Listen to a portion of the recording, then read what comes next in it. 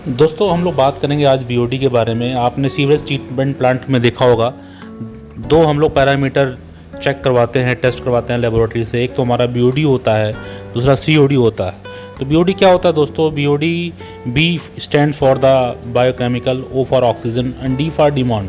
तो biochemical oxygen demand. दोस्तों इस वीडियो को आप बिल्कुल भी स्किप मत करिएगा, इसको आप लास्ट तक देखिएगा, तभी आपका ये क्लियर हो पाएगा। हमारा एसटीपी में दोस्तों दो प्रकार के मैटर होते हैं। एक तो हमारा होता है ऑर्गेनिक मैटर, दूसरा होता है इनऑर्गेनिक मैटर। अब क्या होता है दोस्तों? ऑर्गेनिक मैटर मतलब बी बायो मतलब हुआ कि जो ऑर्गेनिक मैटर को डिकम्पोज करते हैं, और ऑक्सीजन में मतलब ऑक्सीजन कितनी है या कितनी चाहिए, और डिमांड मतलब कितनी उसकी मात्रा है। तो दोस्तों इसका इसी से मतलब निकल के आता है कि जितनी हमारी ऑक्सीजन की मात्रा होती है बायोकेमिकल यानी कि ऑर्गेनिक मैटर को डिकम्पोज करने के लिए, उसको ही हम लोग बीओडी बोलते हैं। अब दोस्तों ये क्या होता है कि हमारा जो सीवरेज ट्रीटमेंट प्लांट होता है उसमें जो हमारे दो मैटर होते हैं, एक हमारा ऑर्गेनिक मैटर, दूसरा हमारा इनऑर्गेनिक मैटर। तो बीओडी हम हमेशा ऑर्गेनिक मैटर के लिए ही निकालते हैं। हमारा दोस्तों सिंपल शब्दों में यानी क्या हुआ, यानी कि जो फ्री ऑक्सीजन की जो रिक्वायरमेंट पड़ रही है, किस लिए पड़ रही है? बायोलॉजिकल ऑक्सीडेशन के लिए, वही हमारा बीओडी होता है। तो दोस्तों उम्मीद है कि बीओडी आपको समझ में आ गया होगा, और ये हमेशा ध्यान रखिएगा ऑर्गेनिक मैटर्स में होता है।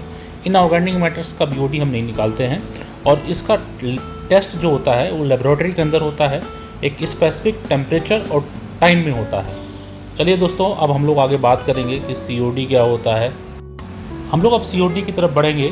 बीओडी है, उम्मीद है आप लोग को समझ में आ गया होगा कि बायोकेमिकल ऑक्सीजन डिमांड क्या होता है। अब हम लोग समझते हैं कि केमिकल ऑक्सीजन डिमांड क्या होता है। दोस्तों हमने बीओडी जो है ऑर्गेनिक मैटर्स के लिए निकाला था, उसी प्रकार हमारा जो सीओडी होता है ऑर्गेनिक और इनऑर्गेनिक दोनों मैटर्स के लिए हम लोग निकालते हैं। इसकी वैल्यू हमेशा बीओडी से ज़्यादा होती है।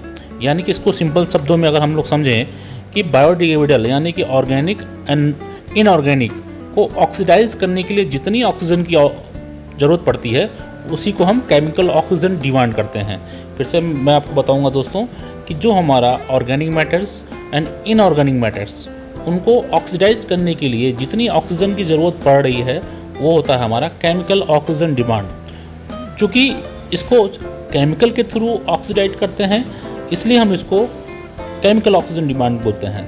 दोस्तों इसका टेस्ट भी लेबोरेटरी में किया जाता है। दोस्तों इसके अगर हम लोग केमिकल रिएक्शन को समझें, इसका बेसिक फंडामेंटल समझें, तो होता क्या दोस्तों? जो हमारा पोटेशियम डाइक्रोमेट होता है यानी कि K2Cr2O7 और H2SO4, इनके बीच एक रिएक्शन होता है जिससे हमारा क्रोमियम एंड पोटेशियम सल्फेट बनता है।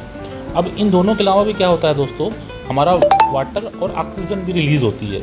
यही ऑक्सीजन जो रिलीज़ हो रही है, इसी से जो है हम ऑर्गेनिक एंड इनऑर्गेनिक मैटर को ऑक्सीडाइज करा रहे हैं।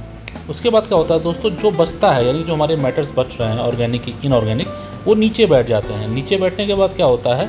हमारा फिल्टर प्रेस से उसको केक के रूप में निकाल देते हैं। दोस्तों उम्मीद है ये आपको वीडियो समझ में आई होगी, हमारी ये वीडियो दोस्तों। इसमें आप कमेंट ज़रूर करिएगा अगर आपको कुछ और जानना होगा, और आप मेरी इस वीडियो में बने रहिए, यानी कि चैनल को ज़रूर सब्सक्राइब करिएगा, क्योंकि मैं अगली वीडियो में आपको MLS और TSS के भी बताऊंगा, और साथ साथ हमारा BOD COD या जो अदर पैरामीटर्स होते हैं, इनकी परमिसिबल लिमिट क्या होती है डिफरेंट स्पेस के लिए, वो भी मैं आपको डिटेल में समझाऊंगा। दोस्तों बेल आइकन बजाना आप बिल्कुल मत भूलिएगा दोस्तों। इसी के साथ दोस्तों नमस्कार।